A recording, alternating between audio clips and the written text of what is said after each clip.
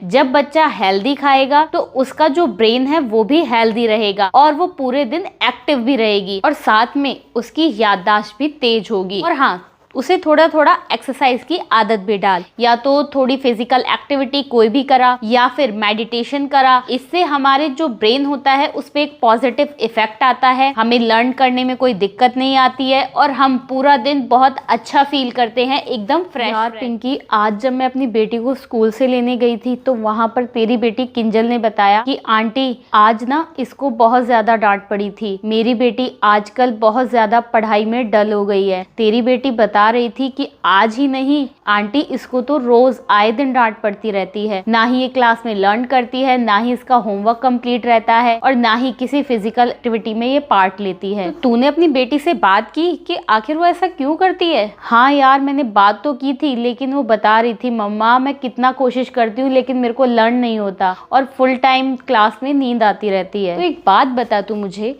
तुम रात को कितने बजे सोते हो? यही कोई 11 साढ़े 11 बजे तक हम सोते हैं। मैडम, जब बच्चा लेट सोएगा तो उसे अगले दिन पूरा दिन आलस ही आएगा, नींद आएगी, तो और क्या होगा। हमारे जो ब्रेन की मसल्स होती हैं उनका नींद से बहुत ज्यादा गहरा नाता होता है, तो इसलिए कोशिश किया कर हमेशा उसे जल्दी सुलाने की। तो ध्यान रखा कर उसे कम से कम 8 से 9 घंटे की नींद उसकी पूरी होनी चाहिए। तो इस चीज का ध्यान तुझे रखना है, ठीक है? और नींद ही नहीं, तुझे उसकी डाइट पर भी ध्यान देना है। तुझे उसे न्यूट्रिशन से भरपूर डाइट देनी है। जब बच्चा हेल्दी खाएगा तो उसका जो ब्रेन है वो भी हेल्दी रहेगा और वो पूरे दिन एक्टिव भी रहेगी और साथ में उसकी याददाश्त भी तेज होगी। और हाँ, उसे थोड़ा थोड़ा एक्सरसाइज की आदत भी डाल, या तो थोड़ी फिजिकल एक्टिविटी कोई भी करा या फिर मेडिटेशन करा। इससे हमारे जो ब्रेन होता है उस पे एक पॉजिटिव इफेक्ट आता है, हमें लर्न करने में कोई दिक्कत नहीं आती है और हम पूरा दिन बहुत अच्छा फील करते हैं, एकदम फ्रेश। और हाँ,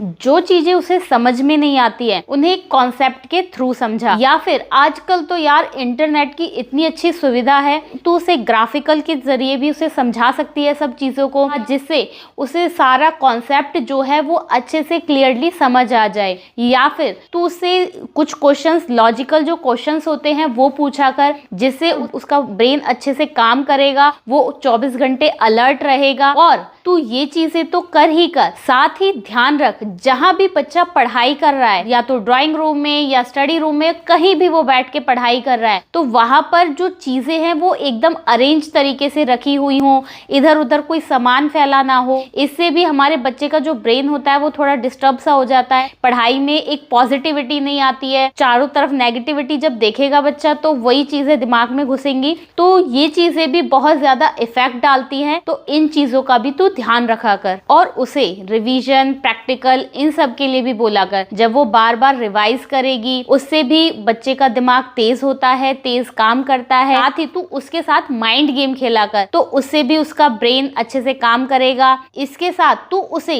कुछ ड्राई फ्रूट्स खाने को दे, जैसे बादाम, अखरोट, पिस्ता, ये सब भी हमारे ब्रेन की हेल्थ को अच्छा बनाते हैं। और इसका मतलब ये ही नहीं है कि तुझे 24 घंटे उसे बस पढ़ने के लिए ही बोलना है, उसे थोड़ी देर आउटडोर प्ले के लिए भी बोल। जब बच्चा बाहर खेलता है तो उससे उसकी फिजिकली ग्रोथ तो अच्छी होती है, साथ ही साथ उसकी मेंटली डेवलपमेंट भी अच्छे से होती है। साथ ही प्रॉब्लम के सॉल्व करने की जो स्किल्स होती हैं वो भी बच्चे की बेहतर होती हैं। तो ये सब चीजें तू आजमा के देख, और मैं गारंटी के साथ कहती हूँ तेरी बेटी के अंदर धीरे धीरे इतने अच्छे चेंज आएंगे कि तू क्या, उसकी मैम भी ये कहेगी कि ये क्या थी और क्या हो गई। और अगर आपके बच्चे भी कोई भी ऐसी प्रॉब्लम फेस कर रहे हैं तो आप भी इन टिप्स को जरूर फॉलो करें, और आगे भी हम आपके लिए ऐसी ही इंफॉर्मेटिव वीडियोस लाते रहेंगे। तो अगर आप हमारे चैनल पर नए हैं और अभी तक आपने हमारे चैनल को सब्सक्राइब नहीं किया है तो प्लीज पहले जाकर हमारे चैनल को सब्सक्राइब जरूर करें और इस वीडियो को अपने फ्रेंड्स और फैमिली को शेयर करना भी ना भूलें। धन्यवाद।